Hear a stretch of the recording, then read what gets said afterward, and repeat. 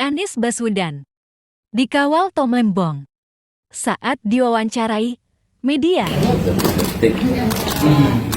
Selamat siang. Puasa keberapa, Pak? Pokoknya kita mulai puasanya 1 Ramadan.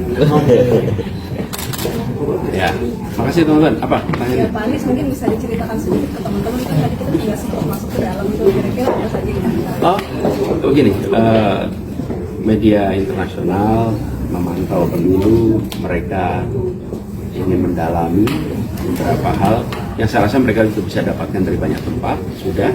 Lalu sekarang mereka ingin dengar dari calon dan saya bersedia, saya hadir.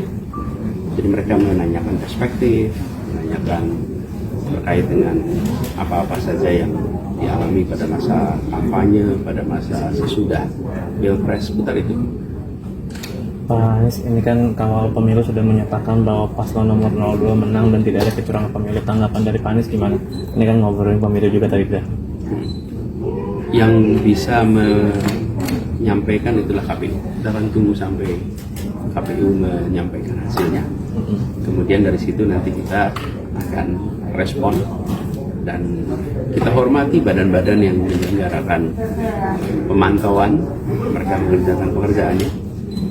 Dan saya garis bawahi penting untuk melihat sebuah pemilu bukan hanya pada saat penghitungannya, tapi juga kegiatan pra penghitungan, pra pemilu, sehingga kita tahu bahwa yang dihasilkan lewat pemilu itu sesuai dengan tujuannya, mengetahui aspirasi rakyat yang sesungguhnya, bukan aspirasi rakyat yang hasil tekanan atau hasil tawaran imbalan.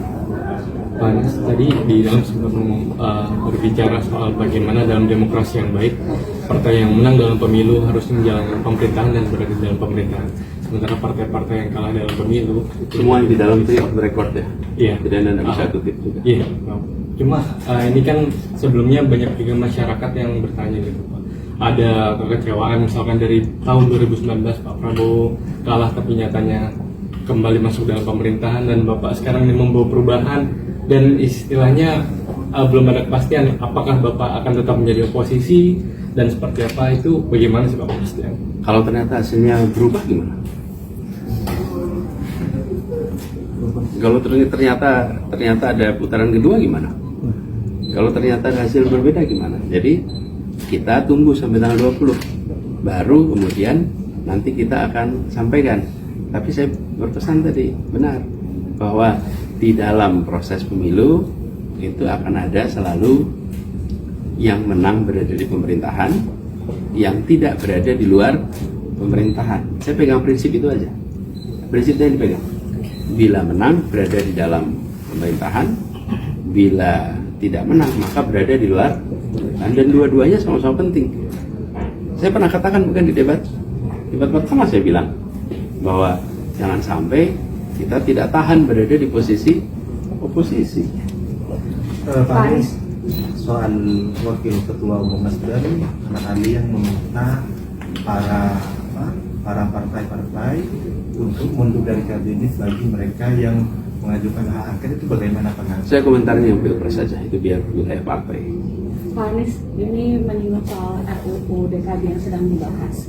Ada pasal yang menyatakan bahwa nantinya wilayah aglomerasi ini akan dibentuk sebuah dewan, di mana wilayah aglomerasi ini yang sekarang Jabodetabek itu nanti akan dipimpin oleh wakil presiden. Tanggapan Pak Anies bagaimana? Apakah dengan dipimpin dengan wakil presiden maka pembangunan di Jabodetabek ini akan lebih maju? Dan ini sedang bergulir pembahasan soal pasal. Ya. Kalau dari pengalaman kita di Jakarta, sebenarnya kerjasama antar daerah itu bisa terjadi dengan baik, dan memang ada perlu kelonggaran untuk Jakarta bisa melakukan kegiatan pembangunan di luar Jakarta. Sebagai contoh, ketika kita menerima air dari kawasan selatan. Hujannya di kawasan selatan, airnya masuk ke Jakarta. Di situ maka perlu dibangun waduk-waduk di luar Jakarta agar air itu bisa dikendalikan volume masuknya ke dalam Jakarta. Sebagai gambaran ya, kapasitas sungai kita di Jakarta itu 2.300 meter kubik per detik. Itu kapasitas daya tampungnya. Nah, kalau hujan deras, maka kapasitas itu bisa terlewati. Kalau terlewati terjadi banjir. Nah, untuk bisa mengendalikan supaya air yang masuk itu 2.300, tidak lebih dari 2.300 meter kubik per detik, maka harus dibangun waduk-waduk. Nah, ketika Jakarta membangun waduk, ini kan di luar wilayahnya, uangnya ada, kemauannya ada, tetapi kegiatan pembangunannya tidak bisa dikerjakan oleh Jakarta. Jakarta harus memberikan hibah kepada daerah lain. Hibah itu dikerjakan, tapi proses pengerjaan di luar kendali Jakarta. Jadi sebenarnya menurut saya pada fase ini jauh lebih mudah untuk memberikan ruang bagi pemerintah Jakarta untuk melakukan kegiatan di luar wilayah Jakarta. Sebagai contoh, Jakarta ini kalau pagi penduduknya bertambah dari mana? Dari luar kota. Tapi kalau Jakarta mau membangun terminal untuk Transjakarta di luar wilayah Jakarta, maka yang harus mengerjakan PT. Itu sebabnya kita pakainya PT Transjakarta, supaya bisa membuat kegiatan-kegiatan di luar. Nah, sebenarnya diperlukan saat ini itu pada aspek itu, sehingga tidak menimbulkan kerumitan baru. Kadang-kadang kita membuat lembaga baru, ya, tapi lembaga baru itu belum tentu menyelesaikan masalah yang sesungguhnya ada. Jadi kalau saya usul, sebaiknya prosesnya lebih bottom up. Kumpulkan yang selama ini mengelola Jakarta dan sekitarnya, tanyakan apa yang menjadi kebutuhannya, dari situ undang-undang ini dibuat menyesuaikan. Jadi bukan kata Anies juga, tapi dilihat apa yang sesungguhnya dibutuhkan, situ selesaikan. Ya, oke, cukup ya. Soal wakil rektor UGM yang sebut demokrasi Indonesia sekarang lagi mengalami kemunduran, apakah Pak Anies juga sepakat dengan itu? Beginilah, kalau demokrasi itu definisinya ada banyak sekali. Ada lebih dari 560 definisi demokrasi. Tapi kalau kita ambil paling sederhana, demokrasi ada 3 komponen. Satu adalah pemilihan yang adil dan jujur, bebas. Yang kedua adalah kebebasan berbicara. Yang ketiga adalah oposisi yang diberikan ruang. Maka kalau kita lihat nih, nomor 1 tentang kebebasan berbicara. Teman-teman merasakan nggak ada perubahan kebebasan berbicara beberapa tahun ini? Iya, menurun. Kekhawatiran, pemeriksaan kepada orang-orang yang mengkritik itu terjadi. Yang kedua, tentang oposisi. Kita hampir tidak ada oposisi yang bisa hidup. Kenapa? Karena mendapatkan tekanan yang luar biasa untuk jadi oposisi itu. Akhirnya nggak kuat.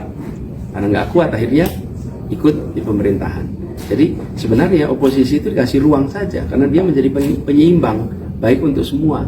Tapi kalau oposisi tekan, akhirnya nggak ada yang tahan. Lalu yang ketiga adalah soal pemilu. Nah, pemilu yang bebas dan adil, kemarin sudah berlangsung pemilunya, tapi bebas dan adilnya masih menjadi pertanyaan nih.